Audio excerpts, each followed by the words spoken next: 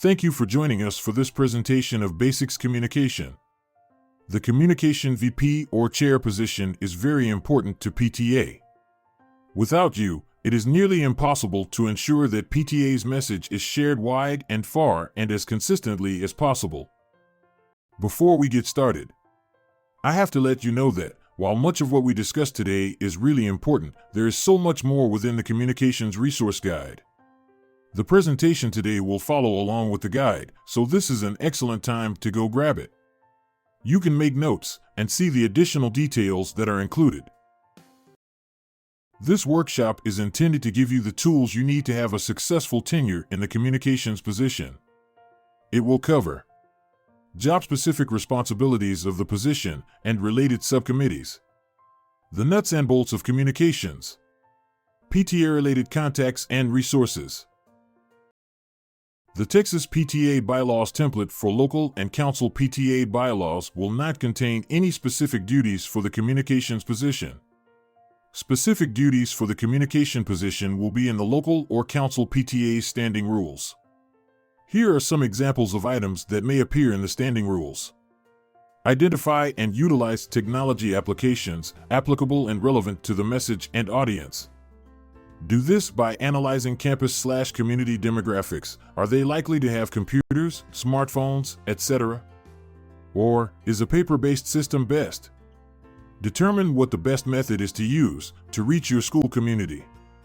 Communicate relevant content in a timely, regular manner. Remember, a poorly timed send or sending emails too often or not often enough can break your campaign and make it a complete waste of time.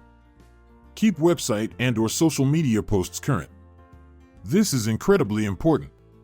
Stale info is a website/post killer. People won't return after a single visit if the information is too old. Work with community and school district communications director to promote PTA, its activities, and sponsored events. Start with your school district or school campus. Many of the school district media outlets, website/calendar/email, need content and are happy to promote PTA events. In addition, most local newspapers have community-generated community events sections. Find out how best to contribute to these local options to share what your PTA is doing. In your role as communications, be sure to read your PTA's standing rules to learn more about your specific duties.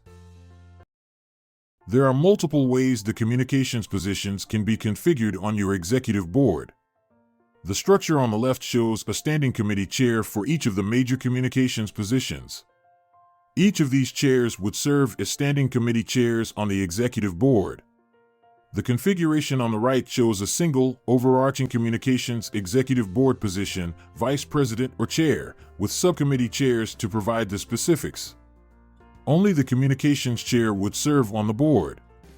The subcommittee chairs would report to the communications VP or chair, who then reports to the executive board.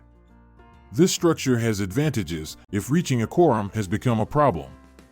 Choose one of the many variations that will serve your PTA best. Keeping in mind that the format is based on volunteer availability and ability. A written plan helps keep you focused and organized. It should outline the goals you have as communications for the year. It should contain any anticipated expenditures for the year. You cannot begin work until your plan of work is approved by the executive board. All executive board members are required to complete a plan of work per the bylaws. The communications position will have a variety of ways in which to communicate information. Through conventional methods of print media like newsletters, flyers, newspapers, and magazines, and possibly that of traditional broadcast media such as television or radio. Through internet-based methods like electronic newsletters, emails, PTA websites, and social media platforms. These various methods represent the major categories of your overall communications plan. When developing your communication strategy, the most important question is, who is my audience? The answer to that question will drive all content and will help answer the next two questions. What appeals to them? What do they find relevant? Example, if your audience is parents of elementary students, then an article about Halloween safety is probably more relevant than one on texting and driving. Both are great articles, but one is more relevant and more likely to be read by that audience. How should your communications be delivered? What are the demographics of your campus? Is everyone connected? Would they prefer a paper newsletter or a mobile app? The answers to these questions mark the difference between a successful communications plan and an unsuccessful one. If you're unsure, don't guess, survey your audience and plan accordingly. The process of acquiring and distributing information is basically the same regardless of the communication method. Whether you're doing a website or newsletter, the process doesn't vary much. The first step in the process is to acquire content. As a communications chair, your responsibility is to acquire content, not necessarily to create it. You should edit the article for punctuation, grammar, spelling, etc., but not rewrite the article for the submitter. Content can come from a variety of sources. It's important to give your sources a deadline for their submissions, which will give them ample opportunity to create content and give you ample opportunity to edit and deliver. Your distribution method and frequency are also part of your overall communications plan. How are you going to deliver your newsletter, printed copies or electronic? How often are you going to send it out? There are pitfalls to too much or too little communication. The optimum frequency is dependent on your audience. Research indicates that Wednesday and Sunday nights are the best time to distribute correspondence. It's important to have others check your work. You may have missed some typos or edited a different meaning into someone's article. At a minimum, allow the principal, president, and all contributors to review the information and give them a deadline for completion. Look up Associated Press style guides for rules on grammar, spelling, punctuation, and usage. In most cases, it does not need to be the latest version, so a used book is perfectly fine. Privacy is a growing concern in this digital age, and it is important that your PTA adheres to your school district's privacy policy. Consult with the district's communications director for the details. Review your communications to make sure personal information is not being disclosed, names, email addresses, phone numbers, addresses, etc. And ensure the individuals have given their permission to use their image, name, and contact information. If in doubt, ask them. Consult with your school district's photo release policy. If the PTA documents and publications are not covered in this release, you will need to gain releases before publishing or posting photos with children. Rephrase your message by using more generic terminology, students rather than Mrs. Trout's first grade class. A lot also depends on the scope of your audience. If your target audience is only your campus, you'll have more leeway. Search the web for royalty-free images to use. Students running toward a bus conveys the same message as our specific students running toward a school bus. Content is king. Pictures and charts are irrelevant if the message is off the mark. Content requirements are basically the same across all communications disciplines. What makes a story newsworthy? Before you begin planning articles, make sure the article topics are newsworthy. The following elements may serve as guidelines in judging newsworthiness. Timeliness. People are interested in events that have just happened or that are being reported for the first time. Locations. People are interested in news that occurs close to home or in their immediate area. Significance. Events which affect the lives of others are newsworthy. The greater the effect, the more newsworthy it becomes. Human interest. People are interested in the lives of others. Stories that appeal to the emotions attract readers. Some content, like meeting minutes, bylaws, budgets, and financial reports, should not be included if the communication is accessed by non-members. These can be included. PTA members are the only ones who receive the items. Our bylaws define membership, and Robert's Rules of Order states that only members have the rights to see these documents. Branding is defined as the process involved in creating a unique name and image for a product, goods, or services in the consumer's mind through advertising campaigns with a consistent theme. The easiest way to brand your PTA communications is with a PTA logo. The Texas and National PTA websites offer information on official use of font, color, logo, and tagline.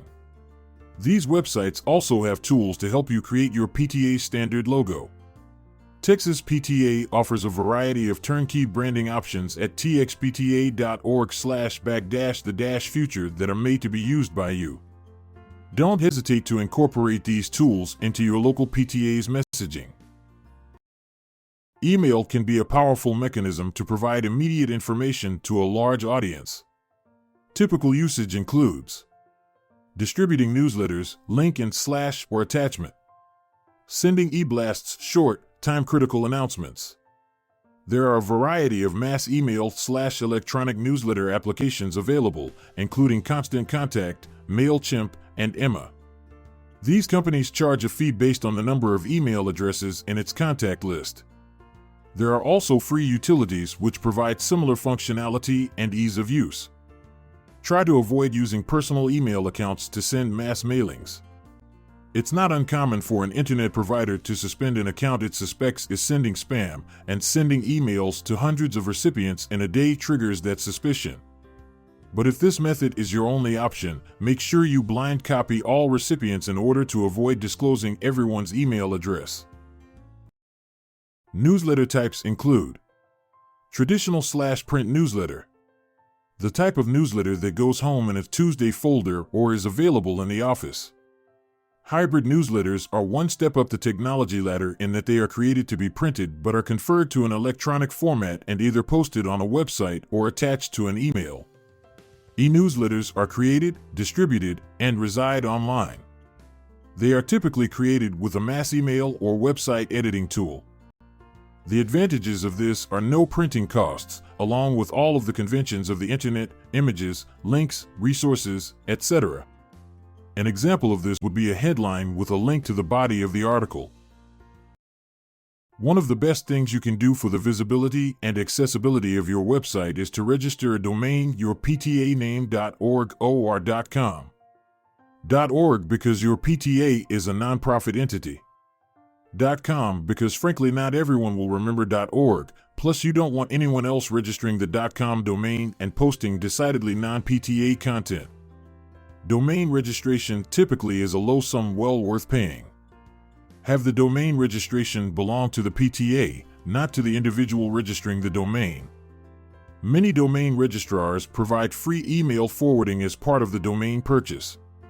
With email forwarding, you can set up position-specific email addresses that will forward email to an account of your choosing, and thus allows you to post an email address publicly without disclosing a home email address.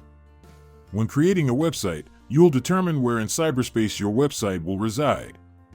This is the host. There are many web hosting services from which to choose with a variety of fee structures to match, including free sites. So it's a good idea to review your needs and match them to a service. Many school districts will provide web space to PTAs by campus at no charge. One typical drawback to this scenario is that district personnel are usually the only ones authorized to make updates, meaning the PTA may not have direct access to their own site and must rely on the schedule and benevolence of the staff member. Create and update your website with maintainability in mind. Be mindful of what software and skills will be required of the next webmaster and try to stick with the tools most people already have. Appeal what appeals to you. Find a great website and pattern yours after it. In terms of tools, pricey, specialized web development software is practically a thing of the past for PTA webmasters. Most hosting services provide online website development software to develop and maintain a website from anywhere on any computer. Many tools, like WordPress, allow plugins, which are specialized software applications that can be incorporated into a website, like calendars or surveys. Social media refers to the means of interactions among people in which they create, share, exchange, and comment on content among themselves in virtual communities. It introduces substantial and pervasive changes to communication between organizations, communities, and individuals. Many people rely on social media as their means of communication, transcending phone/email/text, and they are easily accessed with a smartphone. This is a powerful communication tool for PTAs. Your PTA executive board should determine whether members should post on these sites. In addition, the executive board should consider two other items when it comes to social media. The first is incorporating a social media policy. A sample social media policy is available to use as a template on the Texas PTA Policies webpage. The other item is in regards to insurance and a media liability upgrade on your general liability insurance that can protect the local PTA from misuse of your content on your website or social media platforms. Social media platforms and phone apps are frequently changing, so you will need to find the tools that work best for your community based on where they spend their social media capital. A few possible examples are: blogs allows PTAs to tell their stories, break news, comment on breaking news, and share resources quickly. Facebook free advertising and promotion for your local PTA.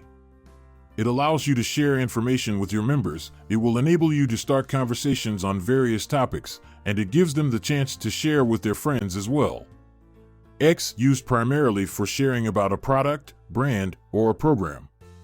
It is also used to make announcements and share breaking news. YouTube lets people upload online videos and participate in free video sharing, commenting, liking, and reposting.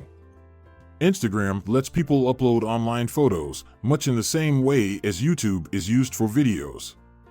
Pinterest, a pinboard-style social photo sharing website that allows users to create managed theme-based image collections such as events, interests, hobbies, and more. PTA's definition of public relations is winning public recognition and support for PTA goals and programs while meeting the needs of a targeted audience. Public relations involves creating and cultivating relationships with traditional media, print, radio, and television. It is in PTA's best interest to befriend the media by meeting their deadlines, providing them with newsworthy information, and displaying an appreciative attitude regarding their coverage, whether great or small. It is the local PTA's responsibility to provide the media with interesting, newsworthy, and timely information. You can broaden support of your local or council PTA by becoming involved in your business and civic community. The most important factor is that the partnership is a good match for the business or community group, as well as for the PTA, the school, and the students. Communication is a critical part of crisis management, which is why it's important to have a plan in place before the need arises. If your PTA belongs to a council, notify your council president of the crisis so that they can act as an additional resource and give support during this time. The first step in the plan is to designate a spokesperson. This is logically the PTA president, but they may feel unprepared for this role outlined in the bylaws and may delegate that responsibility, with the executive board's approval, to someone else. It's important to follow school district procedures.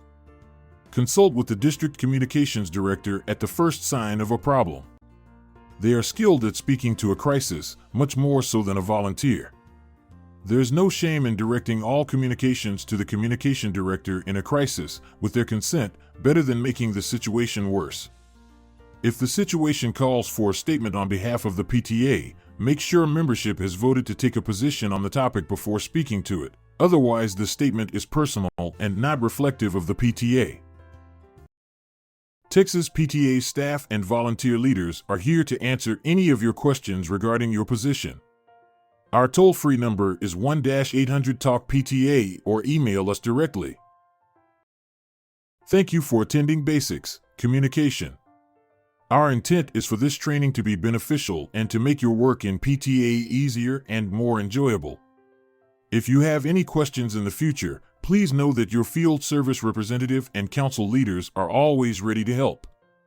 Or you may reach out to TXPTA's VP leadership at vpl@texta.org.